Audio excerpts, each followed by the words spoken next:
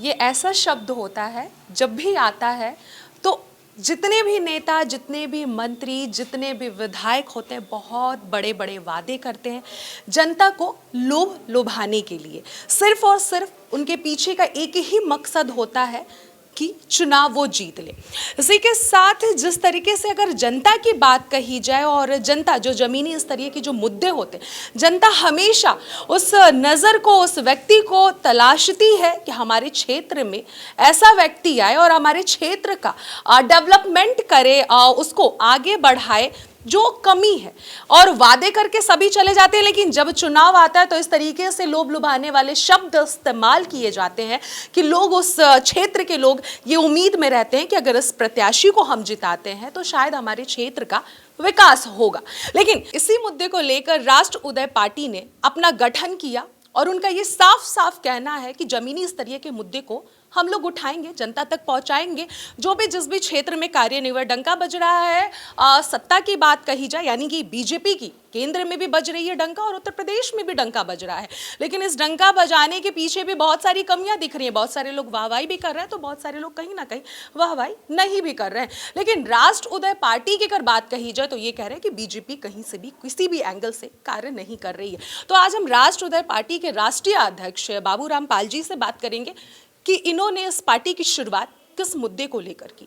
तो सबसे पहला सवाल सर हमारा यही होगा कि क्या सोचकर आपने इस पार्टी का गठन किया? बहुत बहुत धन्यवाद। सबसे पहले तो पार्टी राष्ट्रीयता, मानवता और समानता के सिद्धांतों पे चलने के लिए गठन किया है, क्योंकि बाकी पार्टियों ने पूरी तरीके से समाज को बांट रखा है। और आज की जो हालात है, भारतीय जनता पार्टी ने पूरी तरीके से युवाओं को और गरीबों को, शोषित वंचितों को, जो मुख्य धारा में आने के लिए आगे बढ़ रहे थे, इनको मुख्य धारा से विचलित कर दिया। जैसे आप देखेंगे इनकी डंका जो बीजेपी के बज रही है तो केवल टीवी चैनलों पर बज रहा है या भारतीय जनता पार्टी के नेताओं के जबान पे बज रहा है, और इनके जो काम हैं सब के सब जनता के खिलाफ है। जैसे आपने देखा कि जो हमारे युवा पढ़ लिख करके भारत फौज में भर्ती होकर के माँ भारती की सेवा करना चाहते हैं, उनको अग्निवीर योजना ला करके मुख्य धारा से भटकाने का काम किया। लेकिन बीजेपी का तो ये कहना है सर कि कम समय में युवा भी रह जाएगा, नौकरी भी कर लेगा, देश की रक्षा भी कर लेगा, जो पैसे मिलेंगे उससे बिजनेस करेगा। डेवलप इंडिया हो रहा है ना, खुद का विकास करो, बिजनेस करो। पीएम मोदी का तो ये कहना है। नहीं, कहना इनके कथनी करने में तो अंतर ही है। अब 4 साल कोई व्यक्ति फौज में भर्ती होगा, उसकी ट्रेनिंग लेगा, और 4 साल में अगर उसको आप बाहर कर देंगे तो पैसा लेकर के कौन सा बिजनेस कर पाएगा? बिजनेस करेगा सर जो पैसे मिलेंगे? नहीं ना, वही तो है, वो अंधकार में है वो आदमी, फिर वापस दूसरा बिजनेस कर ही नहीं सकता। एक हमारा मानना है, शुरू से टायर का पंचर बनाने वाला व्यक्ति एक दिन टायर के शोरूम का मालिक बन जाएगा। लेकिन अगर व्यक्ति 4 साल नौकरी फौज में करने के बाद क्या आकर के टायर का काम करेगा? क्या वो छोटी दुकान चलाएगा? एक बार कपड़े का व्यवसाय घूम घूम के करने वाला आदमी साइकिल पे, हो सकता है 4 साल में वो कपड़े का शोरूम का मालिक बन जाए। लेकिन फौज में नौकरी करने के बाद 4 साल बाद आकर क्या छोटा ये काम करेगा? वो ना इधर का होगा ना उधर का होगा, भविष्य अंधकार में हो जाएगा। तो खास करके इसमें ओबीसी समाज, पिछड़े, अति पिछड़े, गरीब, किसान, मजदूर, पशुपालकों के बेटा जाते थे तो उनको गुमराह कर दिए। और इन्हीं समाज के बेटा जो नौकरियां करते थे आज संविदा पे नौकरियां कर दिए।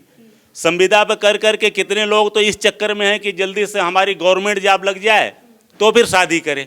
इस चक्कर में शादी भी नहीं हो पा रही है, शादी भी नहीं हो पा रही है। तमाम ऐसे उदाहरण है, और अपराध चरम सीमा पे बढ़ रहा है। तो यह भारतीय जनता पार्टी अभी रन एट हिट कानून लाई थी चालकों के खिलाफ, कि अगर चालकों के खिलाफ अगर चालक मौके से भाग जाता है तो उसको 10 लाख रुपए पेनाल्टी और सज़ा भी होगी 7 साल की।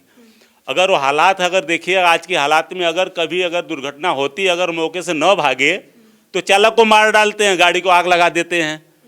तो ये सारा जो कानून आ रहा है भारतीय जनता पार्टी का, ये देश के लोगों के खिलाफ आ रहा है। इनका केवल अगर आ रहा है, किसी के अगर पक्ष में आ रहा है तो कुछ उद्योगपतियों के पक्ष में आ रहा है। लेकिन सर आपने अभी जैसे बताया कि सारा का सारा बीजेपी का ये चाल है, उसके बावजूद भी 10 साल से राज कर रही है, चाहे वो यूपी की बात हो या फिर केंद्र की बात हो, मतलब यूपी यानी कि राज्य की बात हो। लेकिन खैर हम उसके बावजूद भी आपसे ये पूछेंगे, राष्ट्र उदय पार्टी अपने आप को कहाँ देखती? राष्ट्र उदय पार्टी संघर्षवादी पार्टी है और राष्ट्र उदय पार्टी ही एक दिन इस भारतीय जनता पार्टी को हराएगी। कारण क्या है कि आज जो पार्टियां सत्ता में रही हैं या विपक्ष में, इनका तो कब भरोसा ही नहीं कि कब BJP Bharatiya Janata party join कर ले। तो जनता अगर आपको, लेकिन अगर आपको मौका दिया जाए, अभी जिस तरीके से दो गठबंधन है, एनडीए और इंडिया का गठबंधन हुआ है, बहुत सारी इंडिया गठबंधन की बात कही जाए तो बहुत सारी उसकी गांठ खुलती हुई भी नजर आ रही है, बहुत सारी पार्टी उसमें मिल भी रही है। लेकिन अगर आपको मौका दिया जाए, क्योंकि आप तो अभी अपने दम पे लड़ने वाले हैं, आपका ये भी कहना है कि छोटी छोटी पार्टियां ही चीज़ों को दिखाती हैं ज़मीनी स्तरीय की, लेकिन अगर आपको ये मौका दिया जाए इंडिया और एनडीए गठबंधन में शामिल होने का, दोनों में से किसी भी एक पार्टी में, तो आप किस पार्टी में जाना चाहेंगे? फिलहाल इस समय पे दोनों की स्थिति कहीं जाने जैसा हम लोग नहीं। अगर हम लोग चाहते हैं कि नहीं देश आगे बढ़े और सर्व समाज आगे बढ़े, तब देश आगे बढ़ेगा। कुछ लोगों को आगे बढ़ा के बाकी को पीछे करके देश आगे नहीं बढ़ा सकते। तो जब सबको आगे बढ़ाना है तो हम लोगों को मजबूती के साथ चुनाव लड़ना पड़ेगा और अपनी बात जनता को बताना पड़ेगा। अब दोनों में से किसी पार्टी में नहीं जाना? बिल्कुल बिल्कुल जाने, दोनों ही पार्टी काम नहीं कर रही है देश के लिए जो चाहिए। अगर ये किए होते तो पार्टी बनाने की जरूरत नहीं पड़ती। दोनों दल, अब जो भरोसा इनका टूट चुका है। यहाँ नीतीश जी बिहार में मुख्यमंत्री थे, पार्टी बदले, गठबंधन बदले, फिर मुख्यमंत्री बनेंगे, तो कौन भरोसा करे? नहीं, अभी कल का उनका परीक्षा है, कल भरोसा नहीं है। और अभी जयंत चौधरी जी थे, तो कब पाला बदले कुछ पता ही नहीं। तो अपना जो विचारधारा है किसी पार्टियों का रहा नहीं, जनता समझती है। और ये भारतीय जनता पार्टी को हम आप चैलेंज देते हैं आपके चैनल के माध्यम से, अगर उन पे दम है तो आज अकेले चुनाव लड़ करके देख लें। जो 40 पार्टियों 38 पार्टियों गठबंधन किए हैं, जो अपने आप को विश्व की सबसे बड़ी पार्टी कहते हैं, तो गठबंधन की क्या जरूरत है? तो अकेले देख ले, इनकी बोहनी भी नहीं होगी। विपक्ष भी तो सर इंडिया गठबंधन बना लिया उस पार्टी को हराने के लिए। लेकिन विपक्ष इंडिया गठबंधन तो बनाया है, लेकिन जनता का भरोसा यह भी तो नहीं जीत पा रहे हैं। अब जनता की मजबूरी है भाई, कहीं न कहीं किसी न किसी के साथ जाना है। लेकिन आज जो जनता है, जो पिछाड़े गए हुए लोग हैं, ये पूरी तरीके से अपने हक अधिकार की लड़ाई लड़ रहे हैं। लोकसभा में क्या लग रहा है सर, कौन जीतेगा? केंद्र में फिर से किसकी सरकार बनेगी? आपको क्या लग रहा है? ईवीएम के बनने की संभावना है। ईवीएम ये बहुत बड़ा मुद्दा है। आपने ईवीएम को लाया, आपका क्या विचार है ईवीएम को लेकर? विपक्ष लगातार ये कहती है ईवीएम में कहीं ना कहीं खोट है, ईवीएम जो साफ तौर पे जो रिजल्ट आता है वो नहीं दिखाता है। आपका क्या विचार, आप भी क्या सोच? नहीं, हमारा तो कि हम लोग भुक्तभोगी हैं। 2022 चुनाव हमने लड़ा था, राष्ट्र उदय पार्टी लड़ी थी। जिस बूथ पे हमारे पदाधिकारी कह रहे हैं कि भैया हमने गिनती करा से 173 वोट डलवाई है राष्ट्र उदय पार्टी की चुनाव निशान ट्रक पे, हम लोग खुश थे। लेकिन जब गिनती हो रही तो वहाँ से केवल 3 हमारे खाते में आ रहा है, 170 गायब हो जा रहा है। तो फिर कहाँ विश्वास करें, किस पे विश्वास करें? तो फिर भी क्या लग रहा है सर, आपके हिसाब से तो ईवीएम कहीं ना कहीं गलत गेम खेल रहा है, कहीं ना कहीं गलत गेम खेल रहा है। ईवीएम की वजह से सारी चीज़ें गलत रिजल्ट सामने आ रही है, इसलिए बीजेपी लगातार जीतती जा रही है। लेकिन फिर भी हम उसी बात को दोहराएंगे, क्या लग रहा है 24 के इलेक्शन में कौन जीत रहा है? अब हार रहा है, पूछे तो न्याय हार रहा है और जनता का हक अधिकार हार रहा है, और जीतने के लिए झूठ और ईवीएम हार रहा है। क्योंकि झूठ का बड़ा बोलबाला है। कहते हैं कि झूठ जब तक सत्य जो है घर से पैर बाहर निकालता है, इतने में झूठ पूरा गांव घूम के आ रहा है। तो बीजेपी के झूठ जो है खूब तेजी के साथ आगे बढ़ रही है।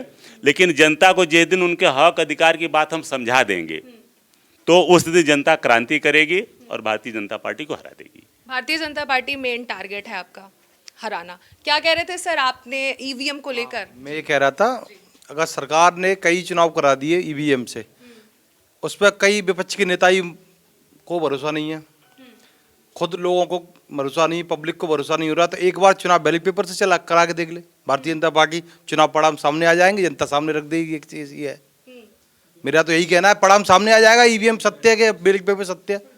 सत्यता सामने आ जाएगी। तो क्या लग रहा है कब आएगा जो आपकी जो मांग है वैलिड पेपर? निर्वाचन आयोग चाहेगा तब आएगा वो तो। निर्वाचन आयोग किसके हाथ में, किसकी कमान किसके हाथ में? हर एक एंगल से तो आप लोग बीजेपी, जानता है सब। हर एक एंगल से तो बीजेपी पे ही आप लोग कहीं ना कहीं वार करते हुए नजर आ रहे हैं नहीं, कि हमारा आरोप चुनाव बीजेपी चुनाव आयोग की आपने की बात उसकी हो रही है, लेकिन चुनाव आयोग एक बार बैलेट पेपर से क्या दिक्कत हो रही कराने में?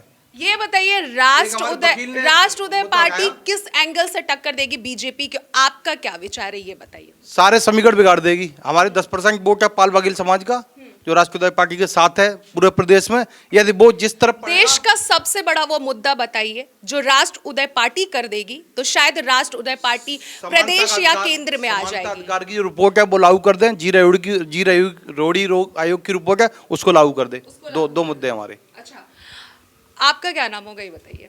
मैं श्री कृष्ण धनगर फिरोजाबाद से हूँ। फिरोजाबाद से? यस। फिरोजाबाद से आप प्रत्याशी हैं, किस तरीके से फिरोजाबाद को आप देख रही हैं? वहां पर क्या वो डेवलपमेंट होना चाहिए, क्या वो विकास है जो रह गया, जो राष्ट्र उदय पार्टी ही करके दिखाएगी बीजेपी, या फिर अन्य जो पार्टियां वो नहीं की?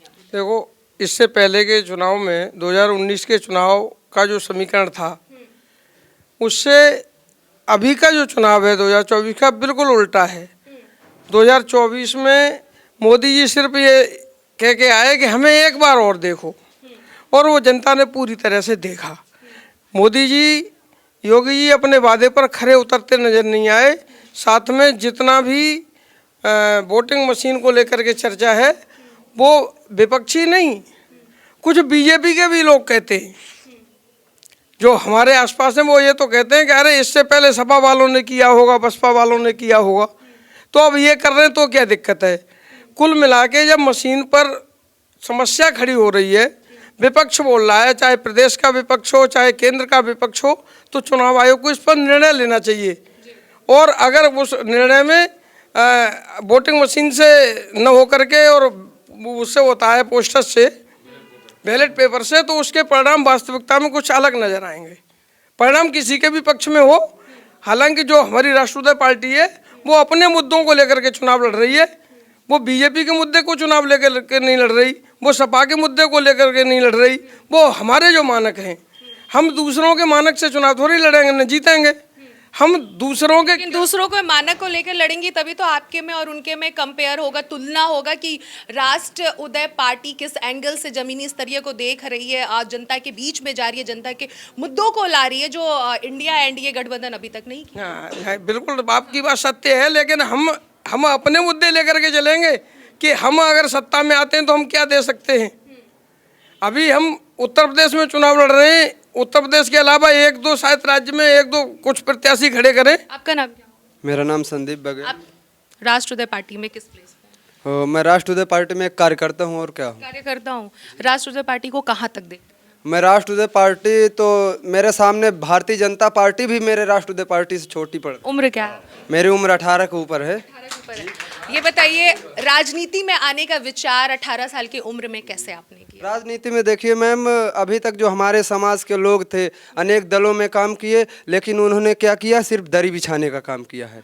हमारे समाज को जो है अधिकार नहीं मिल पा रहा, तो हम यही सोच रहे हैं कि हम अपने समाज को हक अधिकार की लड़ाई के लिए, और जो भी समाज के हमारे दूसरे दलों में नेता काम कर रहे हैं उनको हम टक्कर देने का काम करेंगे कि आप हम जो है हमारे उम्र से भी बड़े रहे, आप दूसरे पार्टी में केवल दरी बिछाने का काम किया और हम तुमसे छोटे रहे, आज हम अपने समाज को हक अधिकार दिलाने का काम कर रहे हैं अपने पार्टी से। तो ये थे राष्ट्र उदय पार्टी के तमाम लोग, और भी तमाम लोग मौजूद हैं। हर एक जिले से सभी प्रत्याशी वहां पर मौजूद हैं और लगातार अपने अपने मुद्दों को रख रहे हैं कि किस किस तरह से उनके क्षेत्र में क्या क्या वो कमी है जो इंडिया या फिर एनडीए गठबंधन अभी तक उसका समाधान नहीं किया है और नई चीजें नहीं लाएंगे। वहीं अगर बात कही जाए इस पार्टी के प्रदेश अध्यक्ष के बारे में, तो उनका सिर्फ और सिर्फ एक ही मुद्दा है कि जमीनी स्तरीय के मुद्दे को हमारी पार्टी उठाएगी, और ना हम इंडिया गठबंधन की अपेक्षा कर रहे हैं, ना हम इंडिया गठबंधन की अपेक्षा कर रहे हैं। इन दोनों में से अगर कोई भी गठबंधन जीतती है तो देश में झूठ और बेईमानी और हार का विकास होगा, हार की जीत होगी, ना कि सच्चाई की जीत होगी। और साथ ही उन्होंने एक बात ये भी कहा कि छोटी छोटी चीजें ही कल को बहुत बड़ी चीज बन जाती है। तो आज राष्ट्र उदय पार्टी कहीं ना कहीं भारतीय जनता पार्टी के आगे बहुत सारे लोग तो नहीं जानते, क्योंकि वो देश में और केंद्र में बैठी हुई है तो उसको पूरा विश्व जानता है, लेकिन एक समय वो भी आएगा जब राष्ट्र उदय पार्टी को भी पूरा विश्व जानेगा। इसी के साथ इस मिशन को लेकर ये लोग अपनी आगाज कर चुके हैं, चुनावी मैदान में उतर गए हैं और जमीनी स्तरीय से एक एक तक जाएंगे, मुद्दे को उठाएंगे और इसी के साथ 2024 के लोकसभा चुनाव में अपना बेहतर प्रदर्शन देंगे। कैमरा पर्सन राकेश के साथ अनन्या मिश्रा, TB24 लखनऊ। राष्ट्रीय पार्टी जिंदाबाद।